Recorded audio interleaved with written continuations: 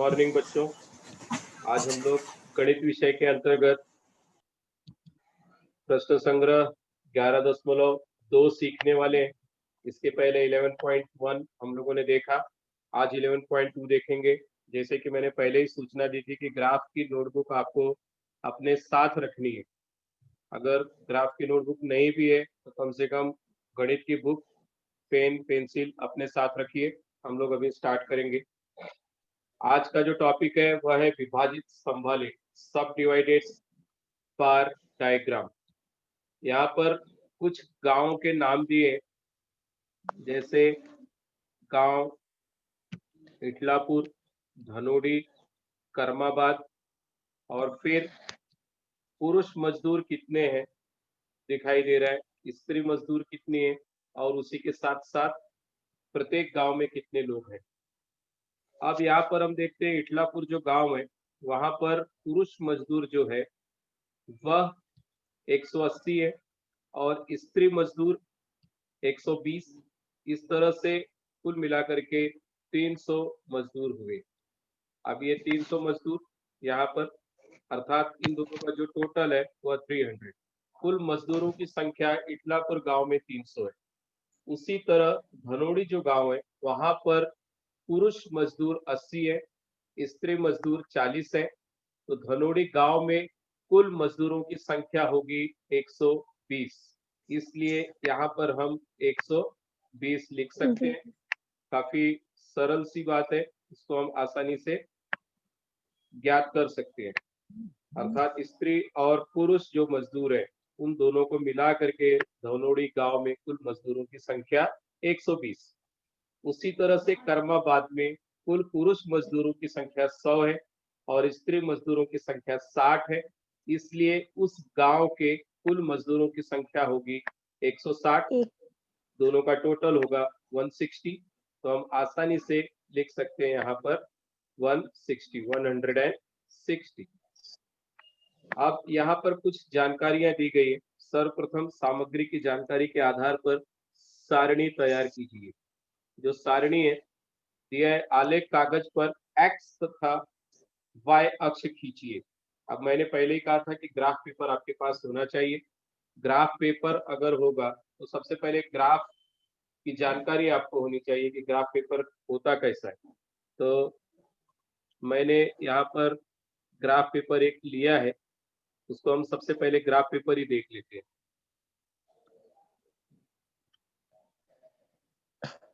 हाँ, यहाँ पर ग्राफ पेपर दिखाई दे रहा है आप लोगों को।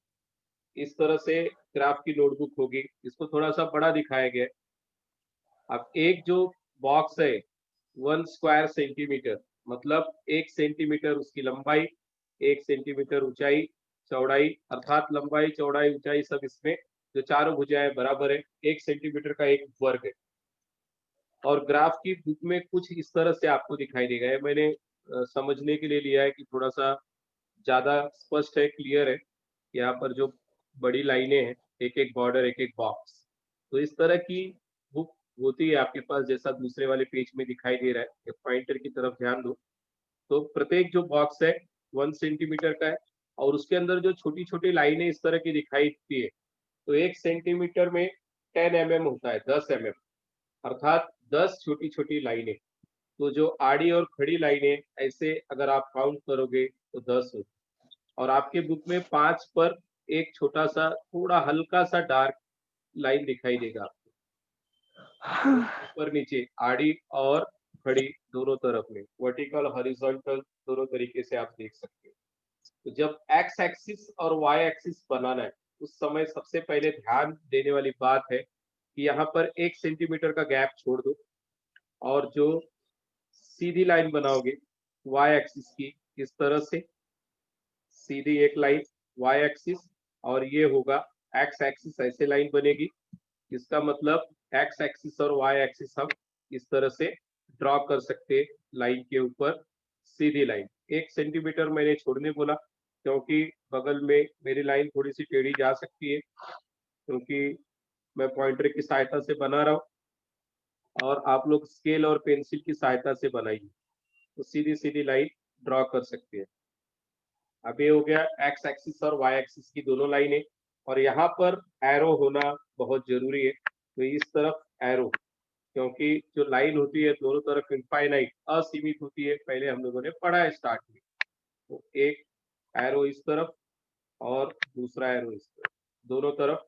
और यहाँ पर हम लिख सकते हैं एक्स एक्सिस, एक्स अक्ष जिसे कहा जाता है, इधर लिख दिया एक्स। इस तरह से एक्स हम यहाँ पर लिख सकते हैं। यहाँ 0, सबसे पहले जब हम लाइन ड्रॉ करते हैं तो इन बातों का विशेष ध्यान। और नीचे की तरफ भी एरो, यहाँ भी एरो बना दिया और ऊपर भी एरो।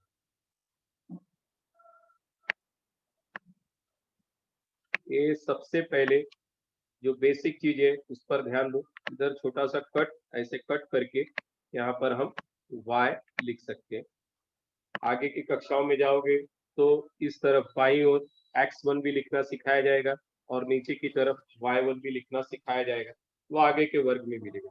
लेकिन यहाँ पर फिलहाल ध्यान देने जैसी बात है, आपने सबसे पहले ग्राफ पेपर पे 1 सेंटीमीटर का गैप लिया और एक सीधी लाइन इस तरह से, और उसके बाद इस तरह से दूसरी लाइन, यह हो गया आपका x अक्ष और ये हो गई y अक्ष की लाइन। और यहाँ पे 0, इतना आपको सबसे पहले ध्यान पूर्वक करना है। उसके बाद ये जो राइट साइड का कॉर्नर है, दाहिनी तरफ एकदम ऊपर की तरफ, एकदम ऊपर की तरफ, इस तरफ हमको क्या करना है, पैमाना लिखना है। सबसे पहले पैमाना, पैमाना क्या होता है, एक मेजरमेंट है जो दिया गया है कि 1 सेंटीमीटर में कितना। तो थोड़ा इससे लिखने में मुझसे बहुत स्पष्ट नहीं लिख सकता मैं, फिर भी कोशिश कर रहा हूँ। यहाँ पर हम लोग लिखेंगे पैमाना, एक जो एस्टिमेटेड वैल्यू दी होती है पैमाना, जिसमें बताया जाता है कि y एक्स पे 1 सेंटीमीटर बराबर कितना और x एक्सिस पे क्या दिया गया है। अब यहाँ पर y एक्सिस पे, y अक्ष पर 1 सेंटीमीटर बराबर जो भी दिया गया होगा, इतने मजदूरों की संख्या या इतने अंक, तो y एक्सिस के लिए हम यहाँ पर पैमाना लिखे। और x एक्सिस पे गांव के नाम, प्रत्येक 1-1 सेंटीमीटर पे इस तरह से हम डिवाइड कर सकते हैं।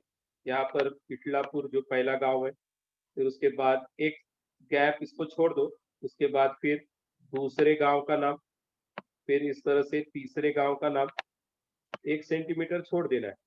ये पहले गांव का नाम जो भी है, फर्स्ट गांव, इधर फिर सेकंड विलेज जो दूसरे गांव का नाम है वह लिख सकते हैं। या कोई विषय दिया है, विषय के बारे में दिया गया है, इसमें प्राप्तांक है तो प्राप्तांक किस तरफ, और उसके बाद फिर तीसरे गांव का नाम, या विषय है तो सब्जेक्ट वाइज तो सब्जेक्ट का नाम लिखना है। तो ये एकदम मूलभूत जानकारी आपको पहले के वर्गों में भी दी गई है, उसका मैंने एक तरह से रिवीजन करा दिया। तो ध्यान देने जैसा क्या है, सबसे पहले हम लोगों ने एक्स एक्सिस देखा, दूसरी लाइन वाई एक्सिस, 1-1 सेंटीमीटर दोनों तरफ से छोड़ दिया जिससे सब लिखा जा सके।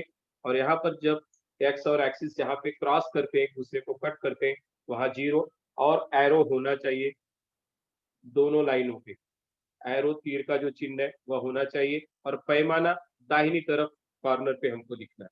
ये एकदम मूलभूत जानकारी है, इसको हमेशा ध्यान में रखना, तभी हम ग्राफ के सवाल आसानी से हल कर सकते हैं।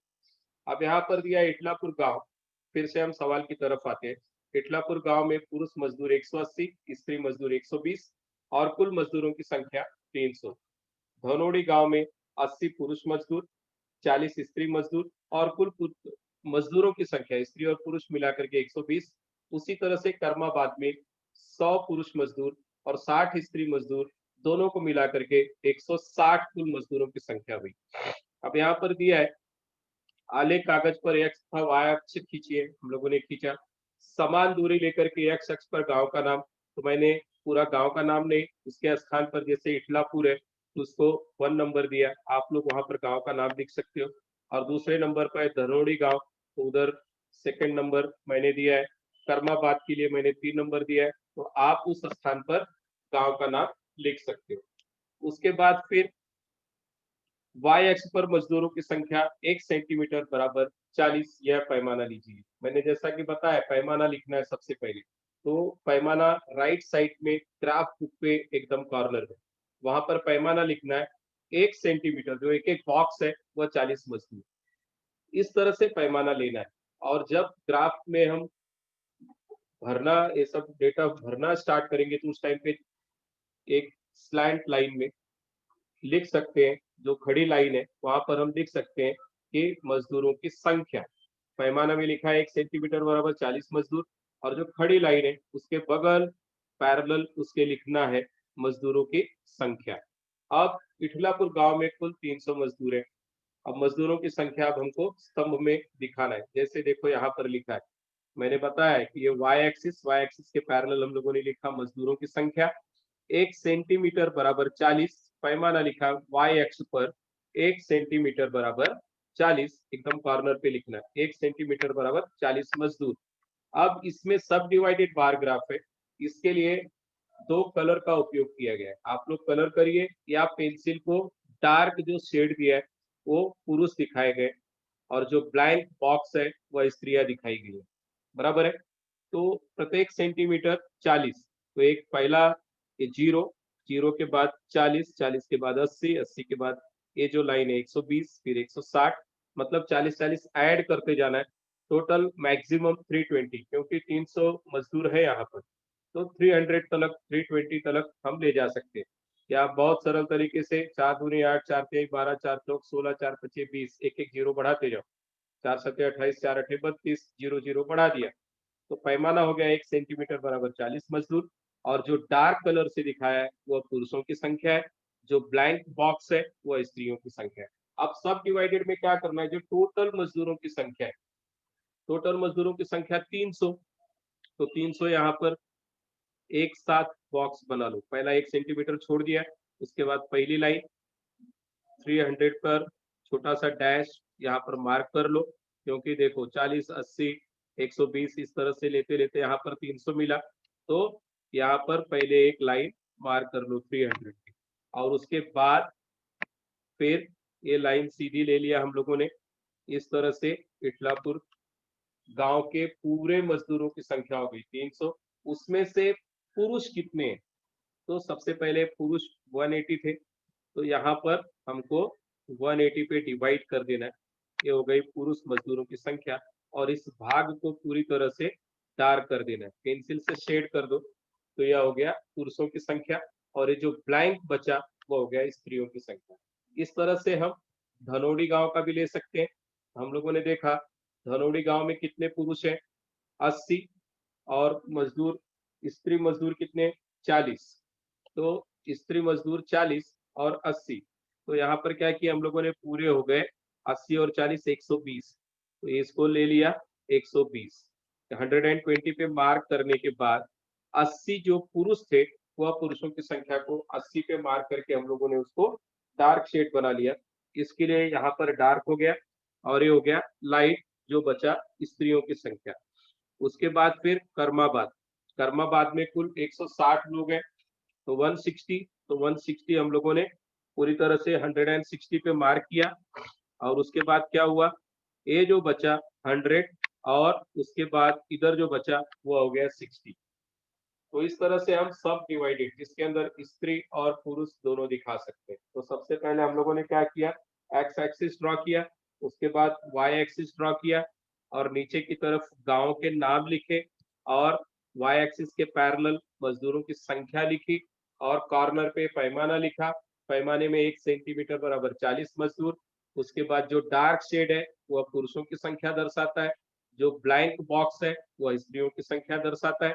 उसके बाद फिर 40, 80, 120 इस तरह से 320 तक पूरे अंक हमने वाई एक्सिस पे लिख दिए। तो इस तरह से हम विभाजित स्तंभालेख सब डिवाइडेड बार ग्राफ बना सकते हैं। अब यहाँ पर प्रश्न संग्रह 11.2 शुरू होता है। आप ये देख सकते हैं, हम निम्नलिखित आकृति का निरीक्षण करके प्रश्नों के उत्तर लिखो। ये आकृति किस प्रकार के स्तंभालेख की है, अब इस आकृति को देख करके हम पहचान जाएंगे कि यह किस प्रकार का स्तंभालेख है। सब डिवाइडेड बार ग्राफ, सब डिवाइडेड दिखाई दे रहा है क्योंकि दोनों तरफ विभाजित स्तंभालेख है, दो विभाजन किया गया इसमें। अप्रैल महीने की बचत जो डार्क में दिखाया है, और मार्च महीने की बचत जो ब्लैंक बॉक्स है, खाली डब्बा जो दिखाया है चौकोर, वह दिखाया है मार्च महीने की बचत। तो यह हो गया सब डिवाइडेड बार ग्राफ, विभाजित स्तंभालेख। उसके बाद अप्रैल महीने में वैशाली की बचत कितनी है। वैशाली यहाँ पर अब ये जो मार्क किया है उसके हिसाब से हम देख सकते हैं, ये है 600। तो वैशाली की बचत जो अप्रैल महीना देखना है तो डार्क वाला पार्ट देखना होगा, ये है डार्क वाला पार्ट। कुल बचत वैशाली की 800 है। 600 की जो बचत है वो अप्रैल महीने में, और 200 की जो बचत है ब्लैंक, वह मार्च महीने की। तो हम लिख सकते हैं अप्रैल महीने में वैशाली की बचत 600 रुपीज है, 600 रुपए। यहाँ पर हम 600 लिख सकते हैं, इसका उत्तर 600। आप भी लिख सकते हो, प्रश्न लिख करके उसके नीचे उत्तर लिखना है 600 रुपीज। सरोज की मार्च तथा अप्रैल महीने की कुल बचत। अब सरोज कहाँ पर, यहाँ पर नाम दिया है महिलाओं के, तो ये सविता का नाम है इधर, सरोज, वर्षा, मेघा, वैशाली। अब सरोज, सरोज का नाम इधर मिला।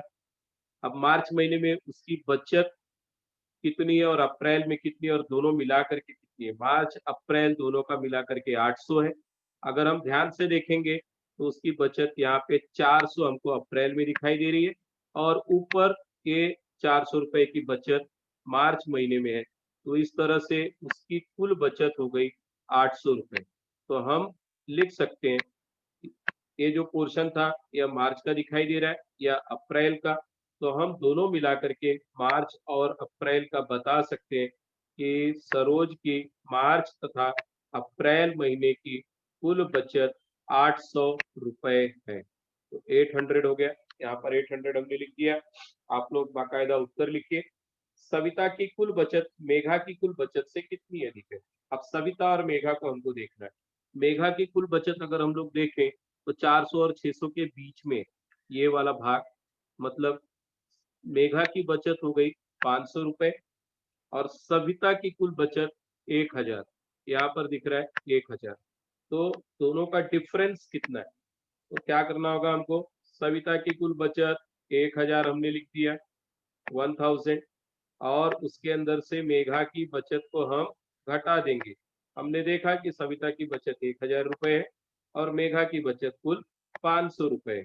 तो दोनों का जो डिफरेंस आएगा, जो दोनों का अंतर आएगा, वह होगा 500 रुपए। तो दोनों का हम अंतर इस तरह से सवाल को हल करके अच्छे से हम लिख सकते हैं कि सविता की कुल बचत मेघा की बचत से 500 रुपए अधिक है। तो दोनों का जो अंतर है वह डिफरेंस हम निकाल लेंगे, और ग्राफ में हमको आसानी से यह चीज दिखाई दे रही है कि सविता की बचत 1000 रुपए है, 1000 दोनों महीने का मिला के, और मेघा का दोनों महीने का मिला करके बचत 500 रुपए है। तो दोनों का अंतर 500 पाया। अप्रैल महीने में सबसे कम बचत किसकी है। अब अप्रैल महीना हमने देखा कि यहाँ पर जो डार्क पोर्शन दिखाई दे रहा है वह अप्रैल का है। तो ये सब जो डार्क वाले हैं इसमें सबसे कम किसका है, तो मेघा का है। मेघा का कितना है, 200 रुपए। तो अप्रैल महीने में सबसे कम बचत हम लिख सकते हैं यहाँ पर मेघा की है। अप्रैल महीने की सबसे कम बचत मेघा।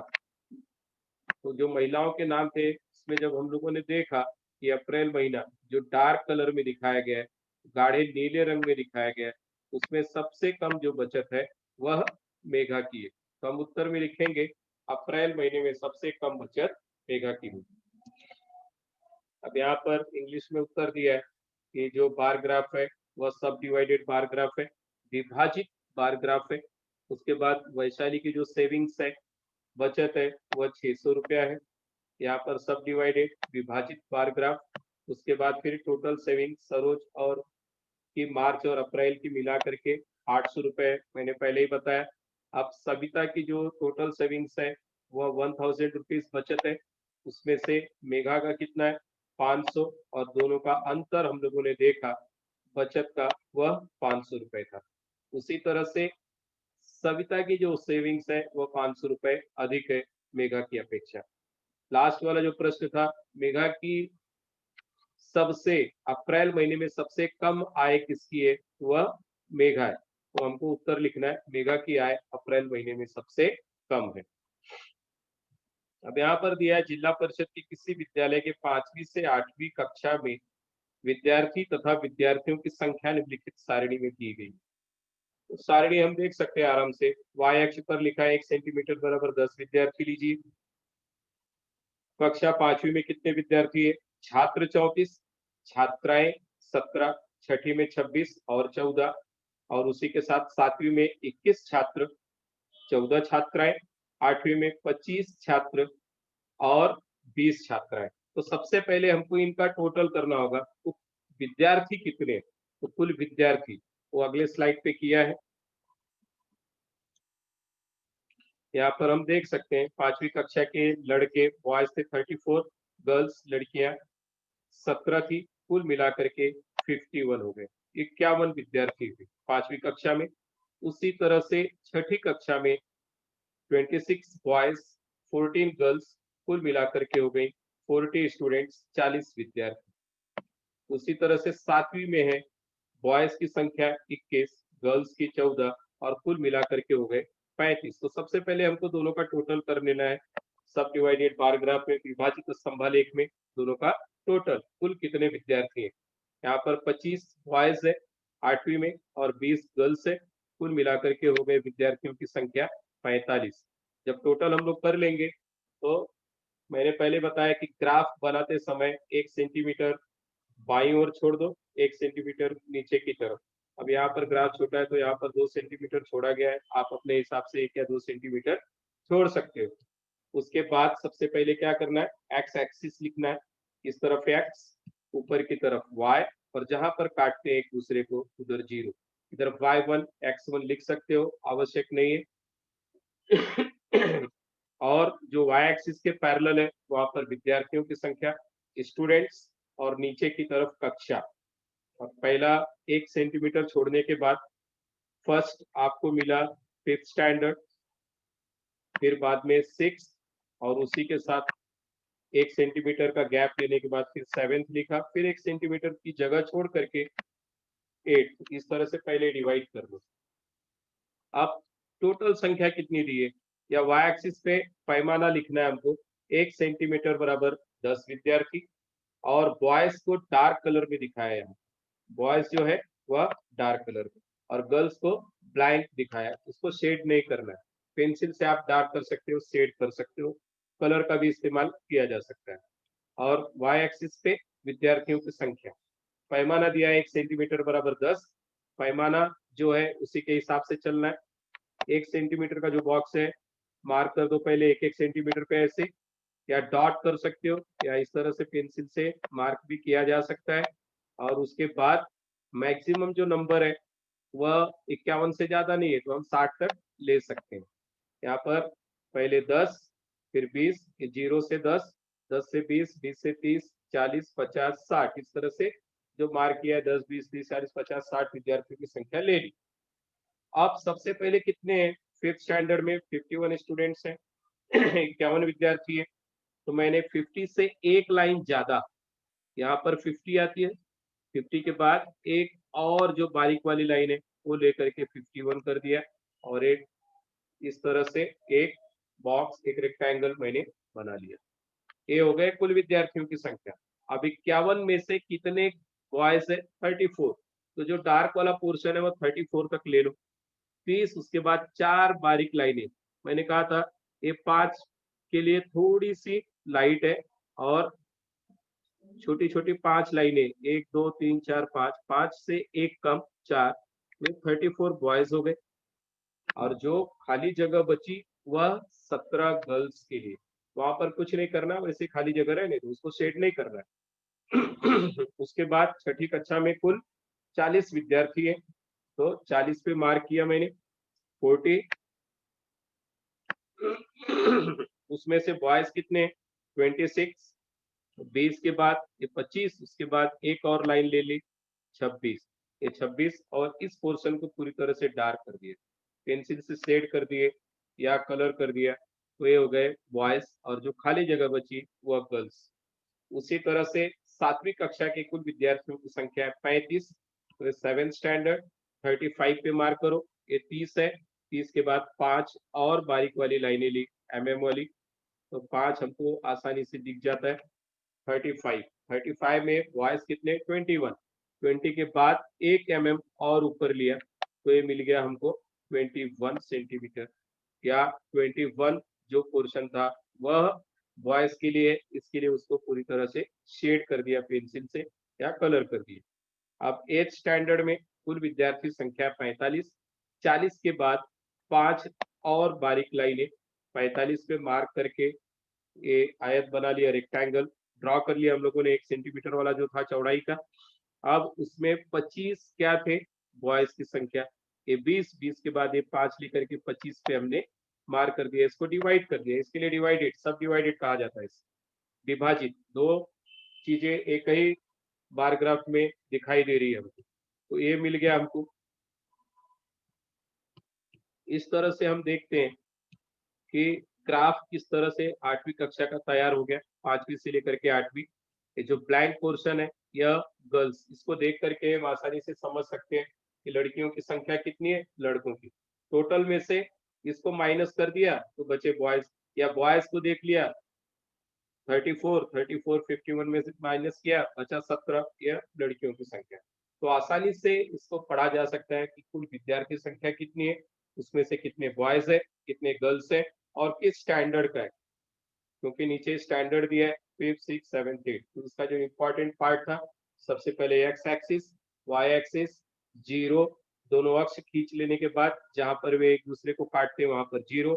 उसके बाद जो वाई का जो भाग है, वाई एक्सिस के पैरेलल समानांतर हम लोगों ने विद्यार्थी संख्या लिखी, फिर पैमाना लिया, स्केल 1 सेंटीमीटर बराबर 10 विद्यार्थी, विद्यार्थियों में भी बॉयज को डार्क कलर से दिखाया और गर्ल्स को ब्लैंक बॉक्स दिखाया।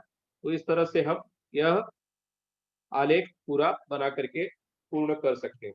अब यहाँ पर सारणी दी गई है, 4 गांव के 2016-17 में लगाए गए पौधों की संख्या। गांव के नाम इस तरफ दिए, करजत, बड़गांव, शिवापुर, खंडाला। 2016 में 150 पेड़ लगाए करजत में और 2017 में 200। तो इस तरह से कुल पेड़ों की संख्या करजत में कितनी हुई, 350। करजत जो गांव था 2016-17 में कुल 350 पेड़ लगाए। वडगांव में कितना है, तो वडगांव में 250 और 300 कुल मिला करके 550 पेड़ वडगांव में लगाए गए। उसी तरह से शिवापुर में देखते हैं, 2016 में 200 और 2017 में 250, तो 200 और 250 मिल करके कुल 450 पेड़ लगाए गए शिवापुर में।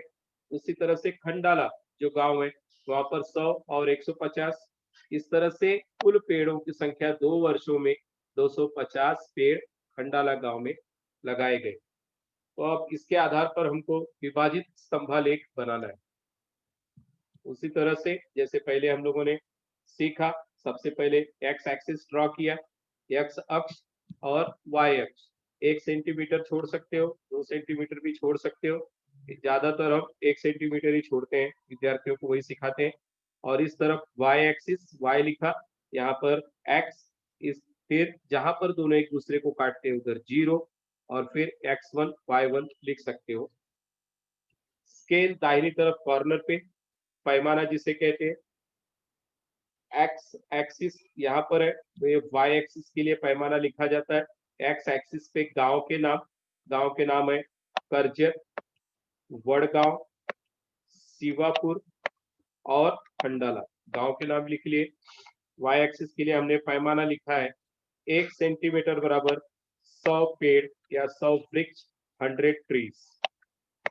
तो वाई एक्सिस के समानांतर हम लोगों ने पेड़ दिखा, यहाँ पर वृक्षों की संख्या या ट्रीज आप लिख सकते हो, ये हो गया वृक्षों की संख्या, यहाँ पर लिखना है वृक्ष या वृक्षों की संख्या। पैमाना हमने लिया था 1 सेंटीमीटर बराबर 100, इसलिए हर 1-1 सेंटीमीटर पे छोटा सा डॉट या इस तरह से डैश छोटी सी लाइन बना सकते हो। डॉट करोगे तो ज्यादा अच्छा है, डॉट थोड़ा सा डार्क होना चाहिए तो आसानी से दिखाई दे, इसके लिए छोटी सी लाइन बना दोगे, डार्क तो भी चलेगा। पैमाना है 100 पे, तो 100, 200, 300, 400, 500, 600 इस तरह से बना दिया। अब करजत गांव में कुल पेड़ों की संख्या 350, 300 से 50 ज्यादा, तो 1 mm जो है वह 10 के बराबर है, तो यहाँ पर हो गया 350। 350, 300 और 400 के बीच 350 मिल गया, मार्क कर दिए। पूरी तरह से ड्रॉ करने के बाद उसमें से 150 2016 में, तो 2016 की जो संख्या है वह डार्क में दिखाई गई, गाढ़े में, तो 150 को गाढ़ा कर दिया। 100 के बाद 200 के बीच ये 150। अब इस भाग को पूरी तरह से डार्क कर दिया, तो 2016 में करजत गांव में 150 पेड़ लगाए गए। जो बचा वो है 200, क्योंकि दोनों मिलाकर के 350 है, तो 150 माइनस कर दिया 2016 का, तो 2017 का बचा हुआ 200। उसी तरह से वडगांव के लोगों ने कुल 550 पेड़ लगाए 2 वर्षों में, तो 500 और 600 के बीच की ये जो लाइन है वो हो गई 550। उसमें से 2016 में 250, तो 200 और 300 के बीच ये हो गया 250। अब इस पोर्शन को डार्क कर दिया, तो 2016 में लगाए गए वडगांव में जितने पेड़ लगाए गए उसकी संख्या हो गई 250। सीवापुर में 450, तो 400 और 500 के बीच की जो संख्या है वो हो गई 450। उसके बाद 2016 में कितने थे? 200, तो 200 के सीध में एक लाइन लेकर के ड्रॉ कर दिया, इसको डिवाइड कर दिया हम लोगों ने, विभाजित कर दिया, और इस भाग को पूरी तरह से डार्क कर दिए, पेंसिल से शेड कर दिया, तो यह 2016 में लगाए गए पेड़ों की संख्या होगी। उसके बाद खंडाला जो गांव है वहां पर कुल पेड़ 250 लगाए गए, तो 250, तो यहाँ पर 250 ले लिया हम लोगों ने, 200 और 300 के बीच का जो भाग है वह है 250। उसमें से 100 पेड़ 2016 में लगाए गए, इसके लिए 100 को मार्क किया यहाँ पर, ये इस तरह से मार्क कर दिया 100, और बाकी के जो बचे वह 150, 150 2017। इस तरह से इस कस्बे में या इन गांवों में, करजत, वडगांव, शिवापुर में जो पेड़ लगाए गए, इसको हम लोग विभाजित बार ग्राफ के द्वारा दिखा सकते हैं। आसानी से एक ही ग्राफ में दोनों चीजें आ जाती है। इसके लिए अलग अलग ड्रॉ करने की जरूरत नहीं है कि 2016 के लिए अलग से बनाए, 2017 के लिए अलग से बनाने की जरूरत नहीं है। और टोटल वृक्षों की संख्या भी पता चल गई, कितना बनाया गया, कितने पेड़ लगाए गए 2 वर्षों में, और प्रत्येक वर्ष कितना पेड़ लगाए गए। तो एक आसान सा तरीका है सब डिवाइडेड बार ग्राफ, विभाजित स्तंभालेख। धन्यवाद बच्चों।